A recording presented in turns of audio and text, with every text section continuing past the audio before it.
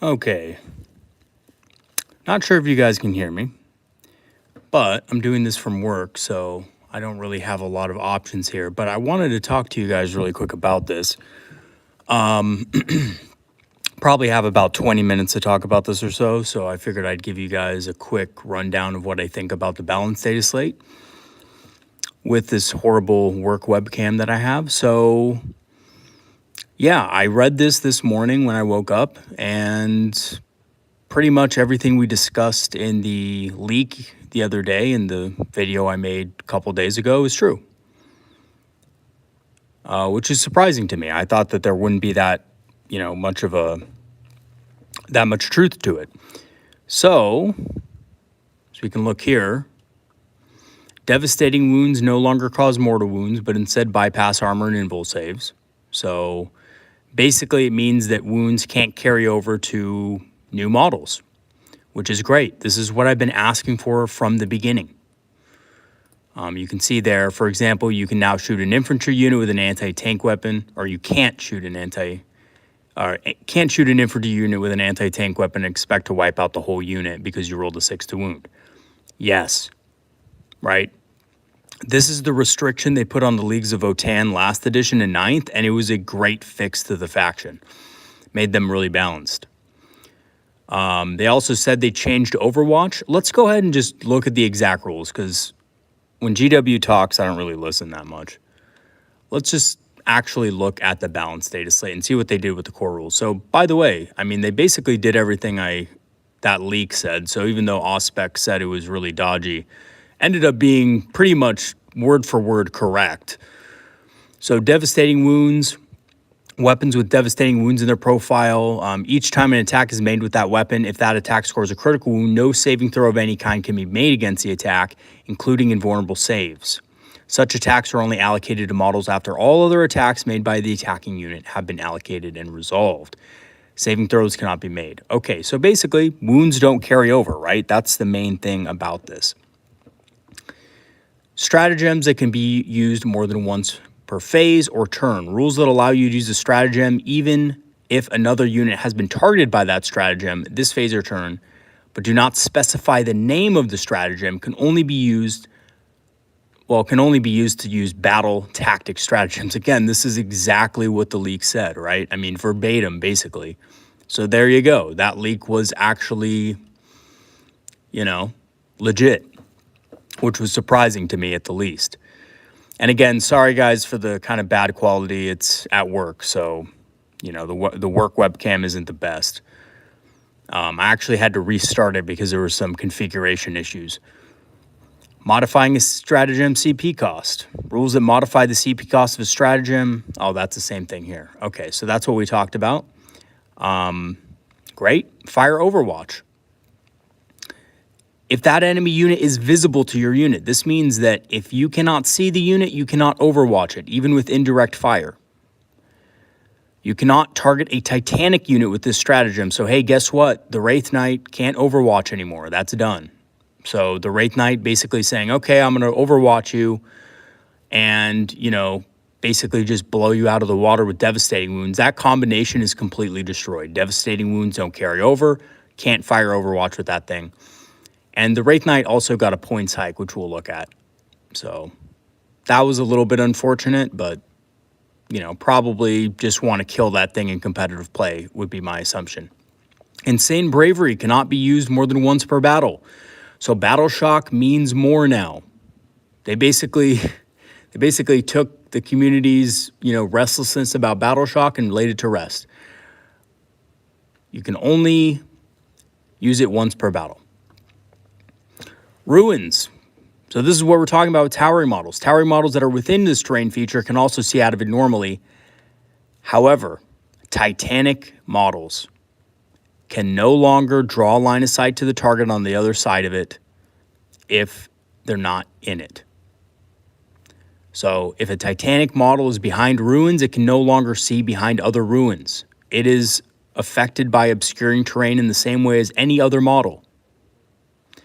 Aircraft models are the exception. So aircraft were the exception before. They are still the exception. Aircraft can do this. Other units cannot. Towering units cannot. So I think I mean, aircraft's still interesting, right? For ignoring line of sight, although they kind of need that because they have to start from reserve. So I think that's an okay change right there, in my opinion.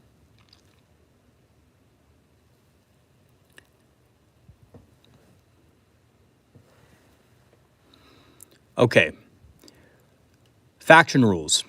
Eldari. And by the way, I've read all these. I think they're good. I basically had a similar idea for Death Guard the other day, and I think that's great that they actually added that. GW is finally doing something about this, terrible rules, kind of introduction they gave us into 10th with certain armies. Eldari. Phantasm. Look at that, Phantasm. Target 1 Eldari infantry unit from your army. So instead of 1 Eldari unit, it's now infantry unit. So you can't do it with jet bikes, you can't do it with vehicles or monsters. It needs to be infantry. Funnily enough, this does not prevent you from using it on Wraith construct infantry units like Wraith Guard and Wraith Blades, which I think is hilarious, which makes them, even faster. I know you could do this before with anything, but it's funny that they just said infantry here instead of, preventing Wraith constructs, vehicles, and monsters from doing it. They basically just said infantry. So that includes the Wraith Guard. So Wraith Guard can use this indeed, which is kind of cool. Okay. They made a bunch of other changes to Adeptus Custodes. Basically, their squad sizes have been reduced considerably, which again was also in the league, strangely enough. It's uncanny, right? I didn't even think that some of that stuff I thought may be just conjecture or not like very true, but turns out it was to the exact amount. Leagues of Votann looks like they're having, okay, this is good, right? At the start of the battle, select a number of units from your opponent's army depending on the battle size. So those units start out with, well, I don't know much about, okay, yeah, each of those units start out with 2 battle tokens or judgment tokens. So that's good. Leagues of Votann getting just basically 4 units with judgment tokens right off the bat. That's great. That means they're getting +1 to hit against them, +1 to wound against them. And that's good. So I think Leagues of Votann a little bit stronger. They probably have a lot of points fixes too, so I think they will be better. I think their main issue before was that there were just too many points and they didn't get enough judgment tokens. So I like this. Gene Stealer Colts. You have to roll the dice now for reinforcements. You add 1 to the result of its battle line, and you also add 1 to the result if it's a first or second battle round. So later on in the game, it becomes harder for Gene Stealer Colt to actually get their battle line units and other units back. And it's only on a 5+. So it's kind of hard to actually get those units out on the table, and you could still counter them, right, by moving within range of their tokens.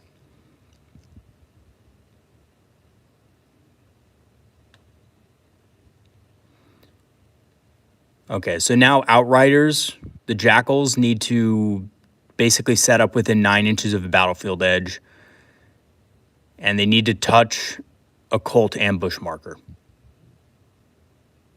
So that's good. That means you can't just spread them out throughout the field and block off everything. So that was a cheese that a lot of Gene Stealer Colt players were using, and now that's done. So they got rid of that.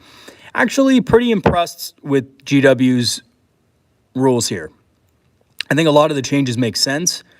I asked for a lot of these changes, and I think these are good. So, they obviously spent some time thinking about this and getting some feedback from the community, and not just listening to all the naysayers who were just like saying, nerf Eldar, to the ground, burn them to the ground. I actually think these are things that are good to change, Yes, these affect Eldar. These affect the Wraith Knight in particular. These 2 abilities, I think, basically make the Wraith Knight a lot worse in competitive play and, in general. But that's okay, right? Because not all of us are, playing going to tournaments every weekend, stuff like that, and just absolutely wrecking with the Wraith Knight. Also, I think the change in visibility is also a big thing. So, yeah. Let's go ahead and look at something else real quick. I wanted to show you guys the field manual.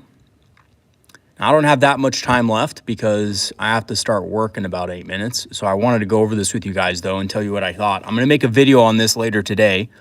I don't know how well you can see this, but if you have this pulled up on your own computers or devices, these are the points nerfs. And I think for the most part, they make sense. There's a few that are way off to me. I think those are just reactionary knee-jerk pulls by GW, but I think most of them make sense. Zerman 135. Don't know why he got increased by 10 points. That one didn't make sense. I understand Overwatch is powerful, but you didn't increase Dire Avengers, so I didn't really understand that too much. Autark and the Autark Skyrunner got increased by 10 points. The Autark Wayleaper got increased by 35 points, guys. I think 35. Yeah, 35 points. That's insane. So it's because it was being used in every single list. I understand that, and Lone Operative is very powerful, but still, I mean, that's a big increase. I think you may see people just going back to the regular Autark and hiding the regular Autark behind some line-of-sight blocking terrain and just hoping he survives, because 115 points is a lot. I might still just run the Wayleaper just because I like the model, but I think some people might actually convert to the Autark. I think the Skyrunner is still awful. I don't think the Skyrunner, I don't know why they increased the cost of the Skyrunner. I think it was pretty bad, but anyway. Avatar of Cain, they increased. They nerfed the points on that, which it's funny because I just did a video on this thing saying how good it was. They increased it by 40 points. I think it's still going to be good at 335. I think it's still going to be good. So, there's that. However, the combination with a Farseer is much more expensive. I'll go into that in a second. Dark Reapers, funnily enough, got increased by 5 points. And this is just because of one thing, guys. This is because the Exarch had the Tempest Launcher. That's it. It's basically a 5-point upgrade now for the Tempest Launcher. So you have to think of it like that. It's not because Dark Reapers were OP or anything. It's just because they had an indirect fire option that was not hit with the previous data slate. Eldrad got increased by 10 points. And again, this is because of the basically ability to change a dice into a 6 if you have another Farseer on the field, I think. Because just having more Fate dice and having Doom isn't really worth a points increase, in my opinion. I don't think you see Eldrad that much. You don't really see him much now. I think he's a niche pick. But I don't know why they increased them. That made no sense to me. That's one of those, that doesn't make sense nerfs. Farseer, 80 points. This made sense. People were abusing it. There you go, right? 80 points for Farseer, increased by 15 points. Farseer Skyrunner, increased by 15 points. Again, people were using them. It's really good. You have guide on it. You can hide it really well. You can have the Phoenix Gem and stuff like that. I think that's you could see that coming probably. Fire Prism 180. This is not what I saw coming. Now, I kind of saw an increase here, but I didn't see a 30-point increase. So I think people either go to running 2 Fire Prisms, which I think is fine, right? 2 Fire Prisms is still really good, still gives you a lot of firepower. You can't Phantasm them anymore, so you have to spend more resources with them. So I think, logically speaking, people who are running Fire Prisms are going to run 2 of them. That's just my out-of-the-gate thought with that. So Fire Prisms are much weaker now. Other options are going to look much stronger by comparison. The Yinkarn got nerfed. Man, the Yinkarn, guys, that thing got nerfed hard. 350. So now you have to spend 350 points for this thing.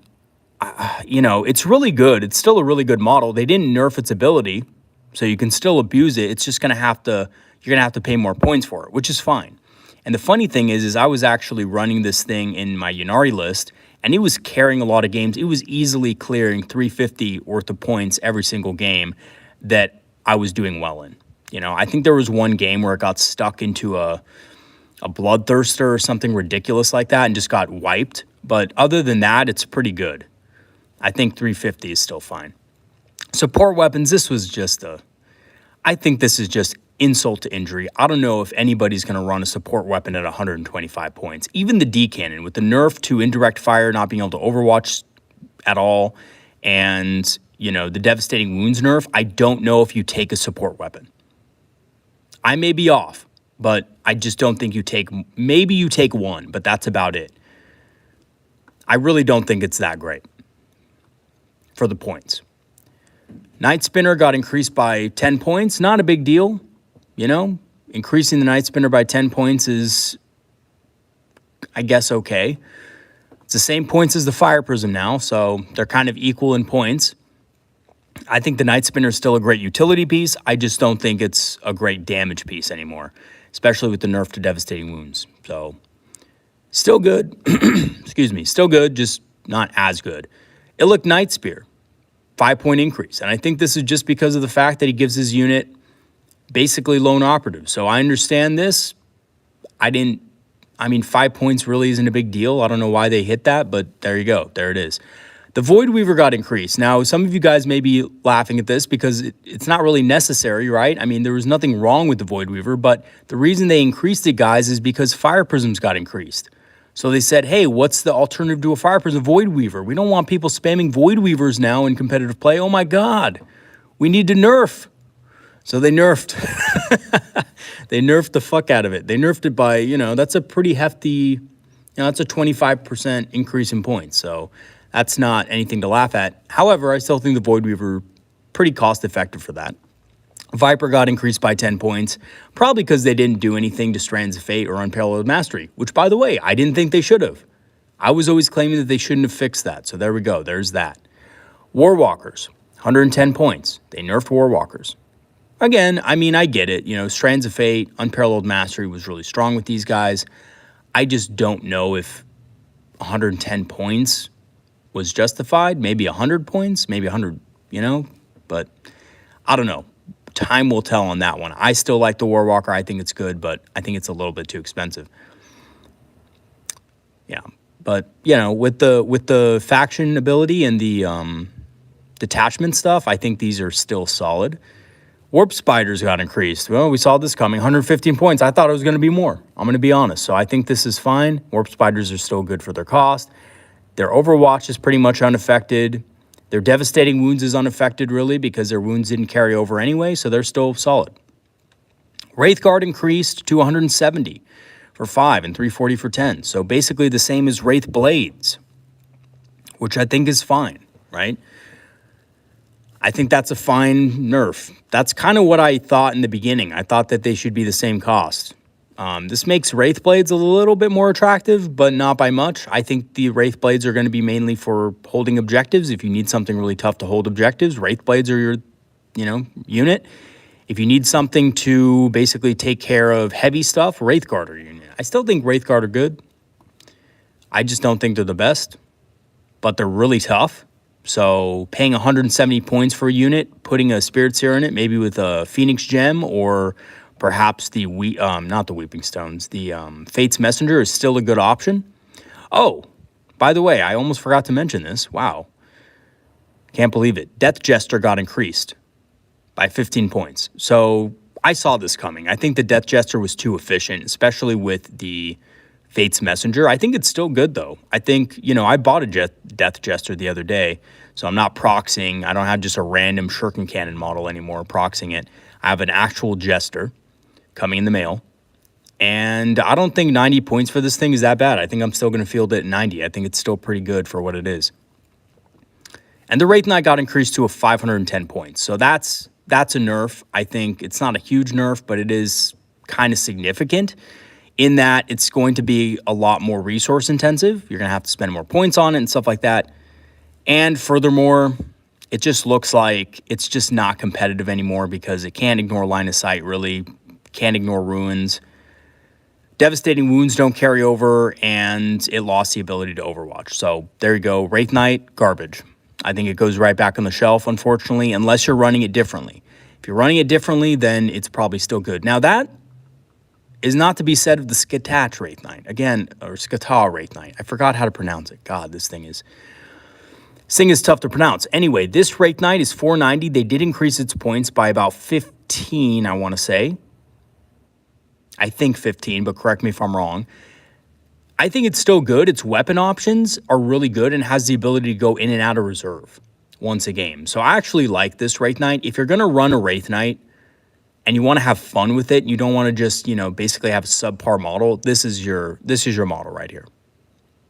Right?